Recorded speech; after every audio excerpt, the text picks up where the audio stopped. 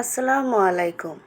তরকারি যদি হয় চটপটে সুস্বাদু ও মজাদার, তাহলে ৫-৬ পদের কি প্রয়োজন? একটি তরকারি দিয়েই পেট মন ভরে তৃপ্তি সহকারে ভাত খেয়ে নেওয়া যায়। আসসালামু আলাইকুম ভিউয়ার্স।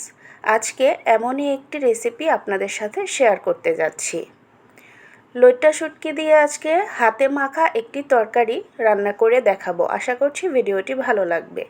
প্রথমেই শুকনো একটি কড়াইতে টুকরো করে কেটে নেওয়া লইট্টা শুটকিগুলো একটু টেলে নিচ্ছি। এখন এর মধ্যে পানি দিয়ে কিছুক্ষণ ভিজিয়ে রাখবো। এতে করে শুটকির একটা উটকো গন্ধ এবং ময়লা দুটোই খুব ভালোভাবে পরিষ্কার করা যাবে।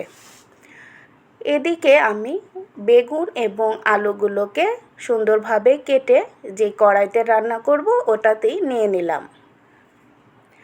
এখন এক এক করে কিছু মশলা দিয়ে দেব।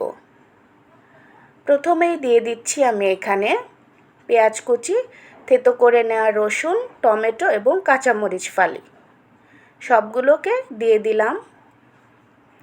এখন অ্যাড করে নেব কিছু গুঁড়ো মশলা। দিয়ে দিচ্ছি স্বাদ অনুযায়ী লবণ, পরিমাণ মতো হলুদের গুঁড়ো, মরিচের গুঁড়ো এবং দিয়ে দিব ধনিয়ার গুঁড়ো। এরপর দিয়ে নিব প্রয়োজন মতো তেল। তেলটা একটু বেশি দেওয়ার চেষ্টা করবেন, এতে করে এর স্বাদটা খুবই ভালো আসে। সবগুলো দিয়ে দেওয়া হয়ে গেলে এখন হাত দিয়ে এটাকে চটকে বা কচলে খুব ভালোভাবে মেখে নেব।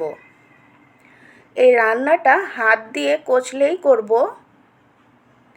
তো ভালোভাবে মেখে নেওয়া হয়ে গেলে আধা কাপের পরিমাণ মতো পানি দিয়ে এটাকে রান্না করে নেব। হাত দিয়ে মেখে রান্না করা যে কোনো তরকারি কিন্তু খুবই সুস্বাদু হয়। তো পানিটা দিয়ে ঢাকনা দিয়ে রান্না করেছিলাম। যখন এরকম বলক চলে এসেছে এবং পানিটাও কিছুটা কমে এসেছে, তখন ধুয়ে পরিষ্কার করে নেওয়া শুটকিগুলোকে দিয়ে দিচ্ছি। এবার আরও কিছুক্ষণ নেড়েচেড়ে মিশিয়ে নিয়ে ঢাকনা দিয়ে ঢেকে রান্না করব আরও 10-15 মিনিট। তো 10-15 মিনিট পর পানিটা একদমই মাখো মাখো হয়ে গিয়েছে। আমি একটু নিচ থেকে নেড়ে দিচ্ছি, নতুবা পুড়ে যাওয়ার সম্ভাবনা থাকে। তো রান্নাটা আমার একদমই কমপ্লিট হয়ে গিয়েছে।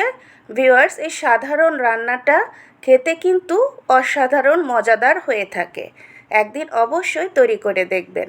আল্লাহ হাফেজ।